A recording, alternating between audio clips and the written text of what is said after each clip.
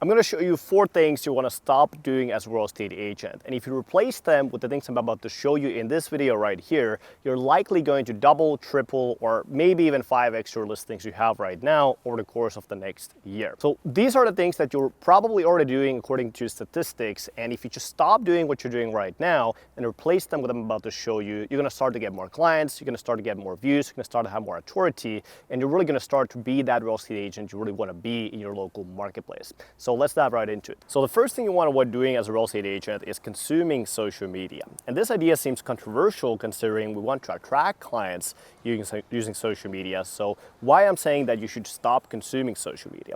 Well, the average person spends 2.5 hours per day on social media per day.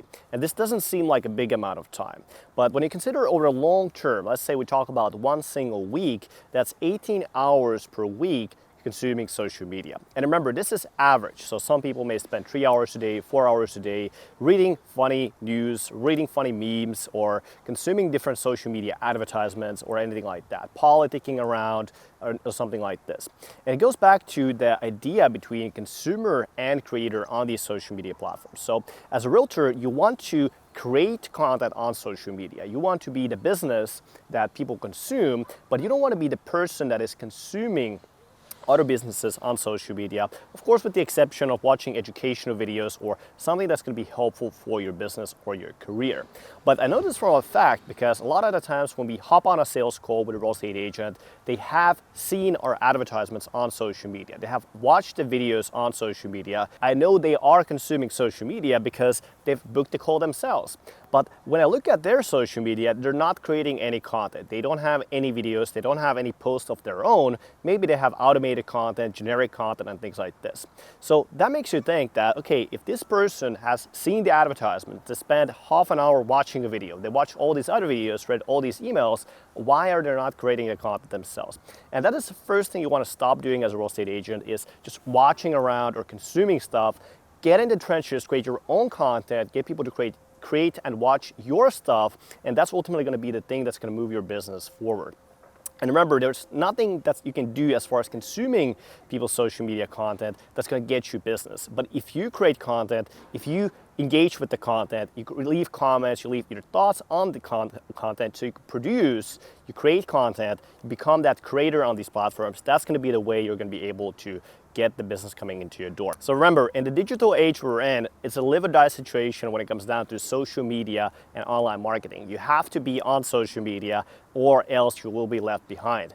But the thing is, you got to be on the creator side. If you're just consuming content, you're watching videos, you're watching memes, that's not going to get you any business or it's not going to build any of your brand.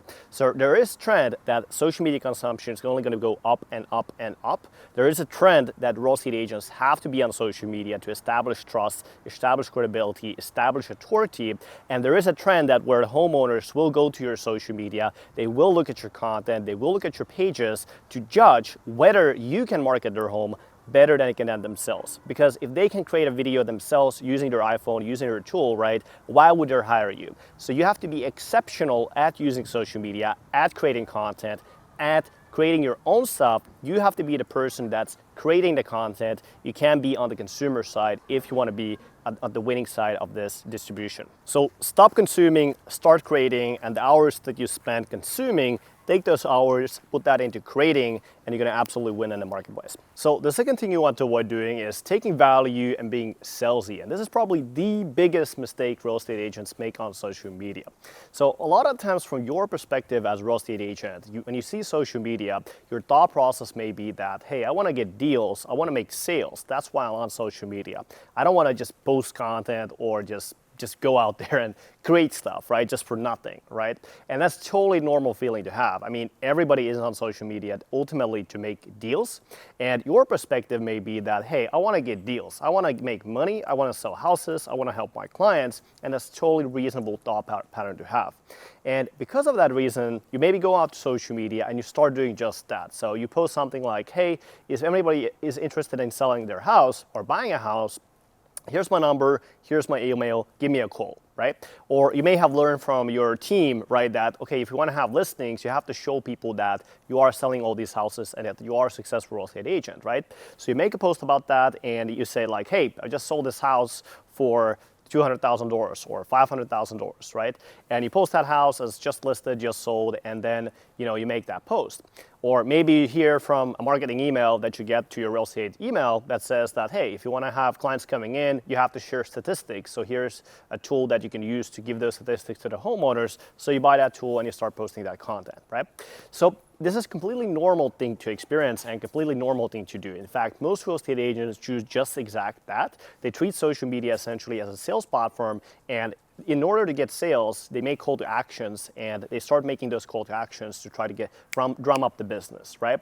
Having said that, it's important to realize that from homeowners' perspective is that on average, they move every 7 to 13 years, according to statistics, depending on the market situation. So that's the fact. Average homeowner, it takes them 7 to 13 years before they're gonna buy a house or sell a house. And because of that reason, what you want to avoid doing as a real estate agent is being a spammer, being somebody who just says like, hey, wanna sell or buy, hey, wanna sell or buy, hey, wanna sell or buy, right? And go from that situation where you treat social media as like a sales platform, take that instead and take that into a relationship-based platform. It's a platform where you're out there to give value to people. It's a platform where you're out there to build relationships. It's a platform where you get yourself really known. Because this is the truth, most of your transactions are not even gonna come from direct call to actions, meaning you weren't going to just say like, hey, I want to buy or sell, and they're going to reach out to you, but actually 33% of real estate transactions happen based off referrals, according to National Association of Realtors. So that's 33%, 1 in 3 listings, they happen based on just referrals. And because of that reason, you have to consider your audience, the people that you have as a friend on your social media, the people who have as a connection on your social media, the people you have as a follower. Don't treat them as just a lead. Don't treat them as like a sales lead. Treat them as a human being. And if you treat them that way, they're going to ultimately reciprocate. Because everybody wants to know the best restaurant spots in your local area. Everybody wants to know the cool things to do in your local area. Everybody wants to see that cool house, maybe that's in the area, the new construction house. Or everybody wants to hear interesting stories about you selling different types of houses or working with different types of clients.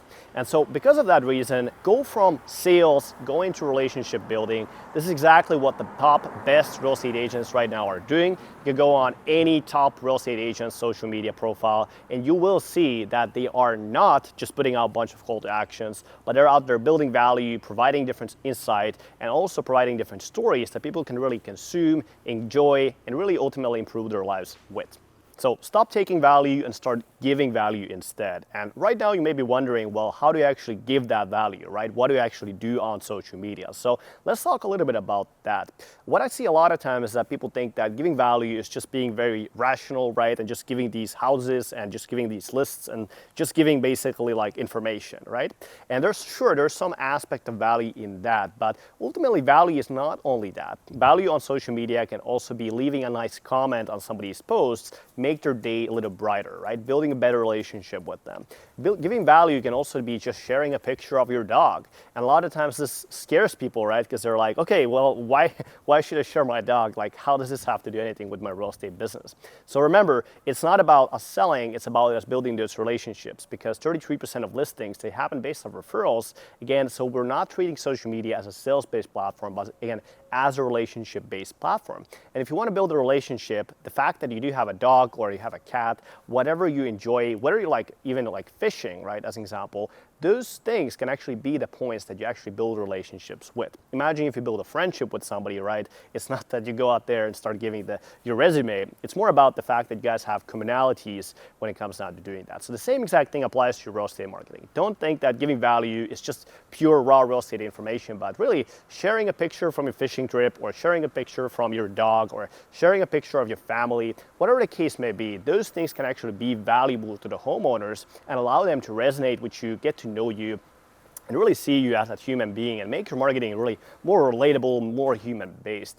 In addition to that, different stories you have, different stories about your personal life, different stories about your transactions, telling those stories in an easily consumable format that the homeowners that kind of have that same exact experience as you, that can also be very, very valuable, because every story really usually has a lesson, it has a point. So remember, that's also a form of giving value. Now, when it comes down to providing value in the context of real estate, you want to go basically basically from just giving raw information into being the person that people can look up to and really learn from. So you want to be the person that explains those real estate statistics, explains what's going on in the marketplace to these homeowners.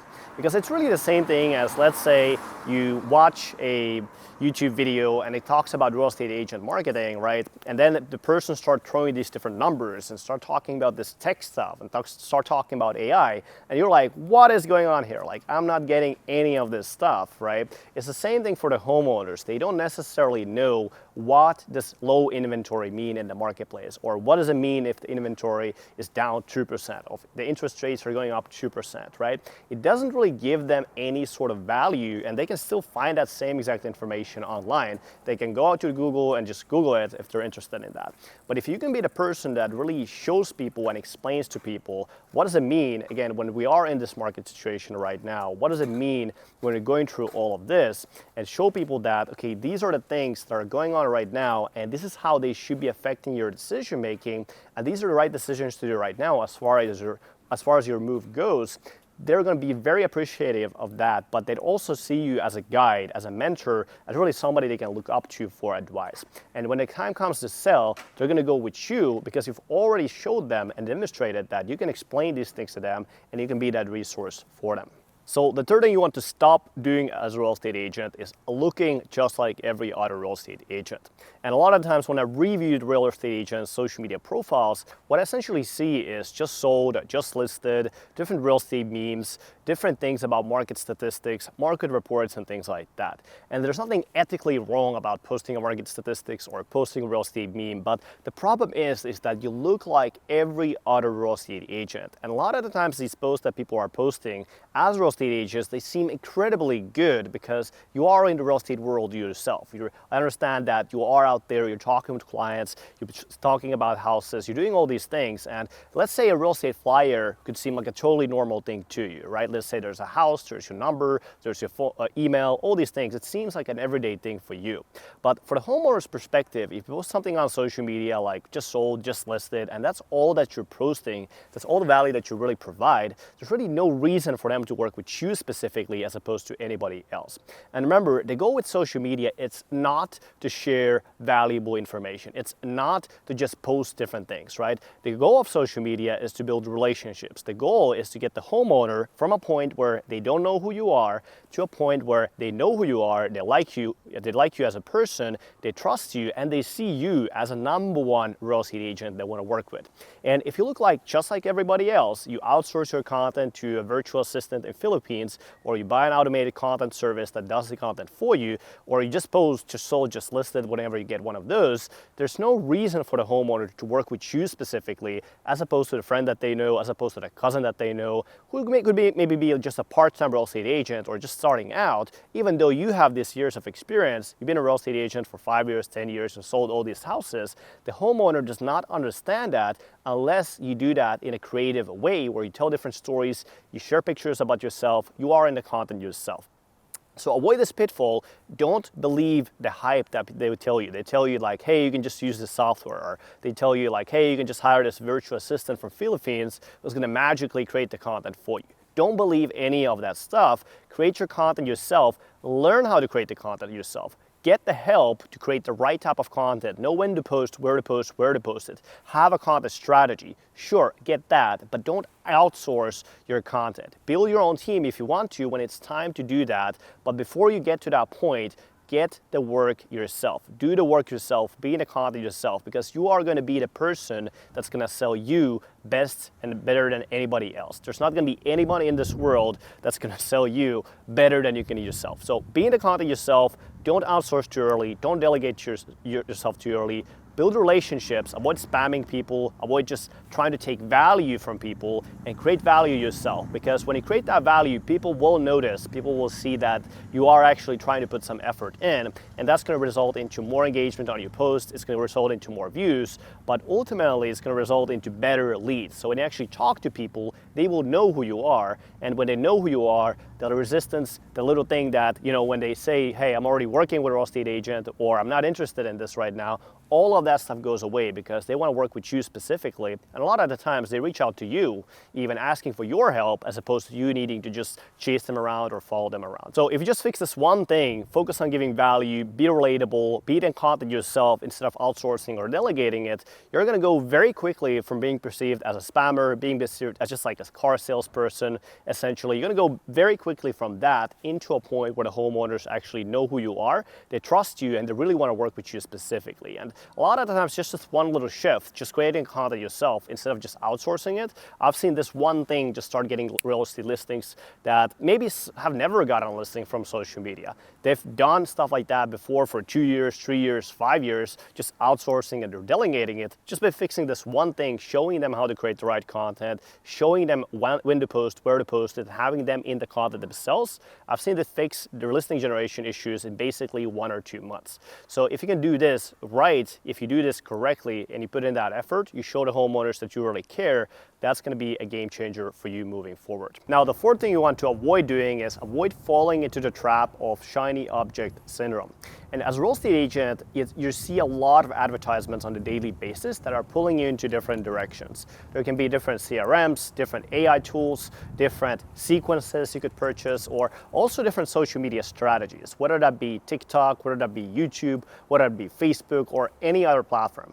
And there's all these things coming your way, and they're all promising great things, great results. They show you all of these different things. And ultimately, what the problem is that if you try all these different things and you're always switching things around, you're not going to be able to get any of these things that you're actually doing to perform at a world-class level. So the issue with social media compared to traditional marketing methods, let's say you go out there right now and you start giving out postcards or you start doing some cold calls, those are linear, meaning if you do 100 cold calls, you can expect a certain result. If you do 200 cold calls, you can expect a certain linear result.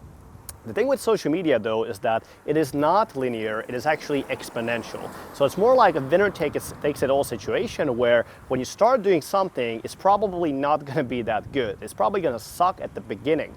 But as you get better and better and better over time, instead of getting 100 more views, you're going to start to get 1,000, you're going to start to get 10,000, you're going to start to get 100,000 views. And those views will start to compound over time. And so what you really want as a realtor on social media is not to have a bunch of linear things. You don't want to have 20 different things that are kind of average, but rather you want to have 2 or 3 main ways for you to start getting listing clients with a clear strategy in place. And those 2 to 3 main strategies that you're actually leveraging, they can be things like YouTube, they can be things like Facebook, and let's say sending out a weekly email to your database. And all those things, if you just do those 3 things, they're going to be enough for you to start getting 20, 30, even 50 transactions per year from your social media. The thing is, they have to be excellent. They have to be world-class level, and you have to be the #1 agent in your market that's executing on those strategies. So as you start doing your social media, remember that it's not about the amount of things that you do. You want to avoid the average things. You want to avoid having a lot of different things that you're trying to do, because then you're going to spread yourself way too thin, because all of your time and attention and money is going into all of these different directions. So instead, if you just have 2 or 3 main strategies you're actually leveraging and they're well thought out, you really thought about these things and you really committed to using them long term, you just have those 2 or 3 main strategies you're using. First of all, it's honestly going to provide you with so much clear headspace, because if you have 20 or 30 different strategies you're trying to execute, you're always wondering, well, I should do this thing, I should do this thing, I should do this thing, I need to fix this thing. And something is always going to be broken, and you go out there and try to fix it.